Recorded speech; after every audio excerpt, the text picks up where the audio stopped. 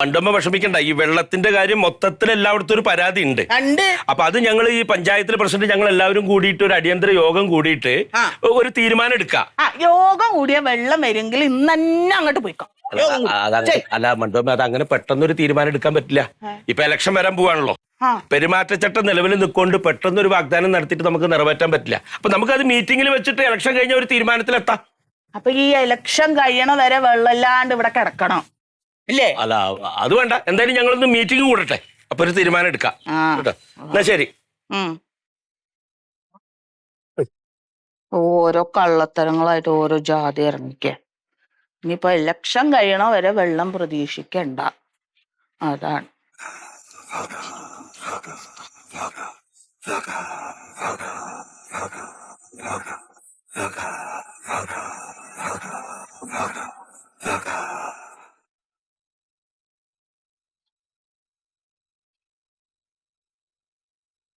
പ്രിയമുള്ള കുഴുവിള കുടുംബ ഗ്രൂപ്പിലെ എല്ലാ കുടുംബാംഗങ്ങളെ എല്ലാവർക്കും നമസ്കാരം. ഓഫീസിലെ തിരക്കിനിടയിലും നിങ്ങളുടെയൊക്കെ അഭ്യർത്ഥന മാനിച്ചിട്ട് നിങ്ങൾ ആവശ്യപ്പെട്ട ഗാനം ഞാൻ പാടാൻ പോവുകയാണ്. പുതിയ ഗാനമായതുകൊണ്ട് തന്നെ പോരായ്മകളും തെറ്റുകുറ്റങ്ങളും ഒക്കെ ഉണ്ടാകും.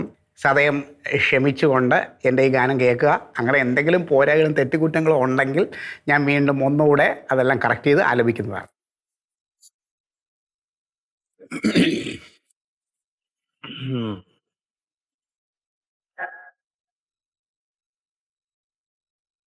പെരിയോനേ റഹ്മാനേ പിരിയോനേ റഹീമേ പിരിയോനേ റഹ്മാനേ പിരിയോനേ റഹീമേ അങ്ങകലെ അങ്ങകലെ മണ്ണിൽ പുതുമഴ വീഴണുണ്ടേ. ഹലോ മണ്ണിൽ എന്താ? പറയാ നമ്പർ എത്രയാണ് അതിലിട്ട് ആ നോട്ടീസിലെ നമ്പർ? 16 82 20 അല്ലേ? ഞാൻ നോക്കിയിട്ട് വിളിച്ചു പറയാം കേട്ടാ. നോക്കിയിട്ട് ഈ നമ്പറിൽ വിളിച്ചു പറയാം. ഓ ശരി.